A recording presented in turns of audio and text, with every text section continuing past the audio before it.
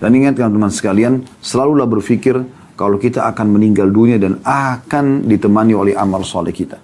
Selalu renungi hadis Nabi SAW, misal contoh, kata Nabi SAW, inna mimman yalhaqul mu'minu min amalihi wa hasanatihi ba'da mautih.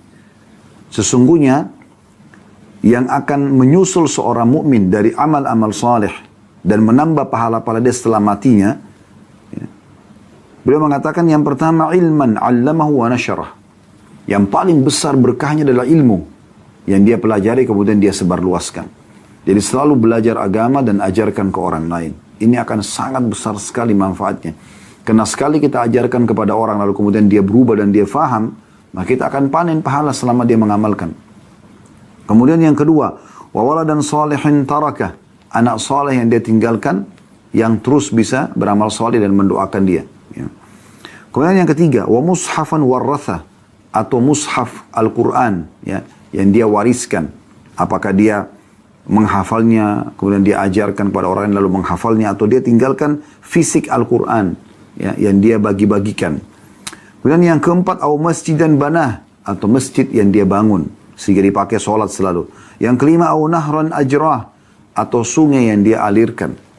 Yang keenam, au sadaqatun ajraha min malihi fi sihhati wa hayati yalhaqu min ba'di mauti, atau sedekah yang dia keluarkan dari hartanya pada saat dia sehat dan masa dia hidup yang terus menyusul pahalanya setelah dia meninggal. Maksudnya seperti dia wakafin tanah, masjid dan seterusnya. Nah, di sini diriwayatkan oleh Ibnu Majah. Demikian pula contoh hadis yang lain, kata Nabi SAW, afdalu sadaqatu suqyal ma', sedekah yang paling afdal adalah menyiapkan air sumur, pengaliran supaya orang bisa minum, hewan-hewan bisa minum.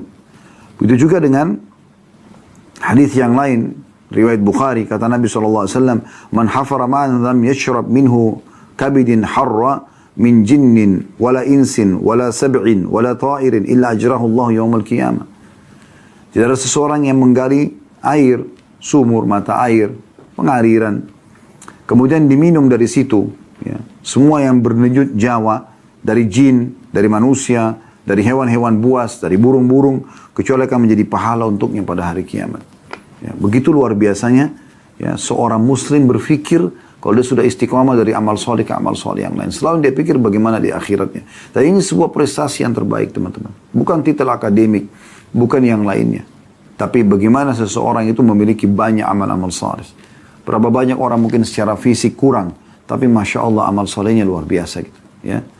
Itu pernah kejadian di Jeddah, ada seseorang selalu menyewa satu mobil air zam-zam. Dia bayar 5.000 liter.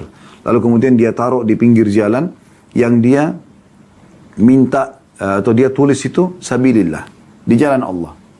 Jadi siapa saja boleh mampir, dan orang di Mekah sama Jeddah sudah tahu. Kalau mereka mau ambil air zam-zam gratis, jam sekian sampai jam sekian ada mobilnya mampir di pinggir jalan. Tinggal dia buka kerannya sendiri, dia isi jergen-jergennya, kemudian dia bawa pulang, minum air zam-zam. Ya, daripada dia harus ke Mekah jauh gitu. Ya. Atau masuk ke dalam lokasi yang harus diambil air zam-zam tersebut. Orang yang terus kerjakan hampir setiap hari. Gitu kan. Dia lakukan itu sampai dia meninggal.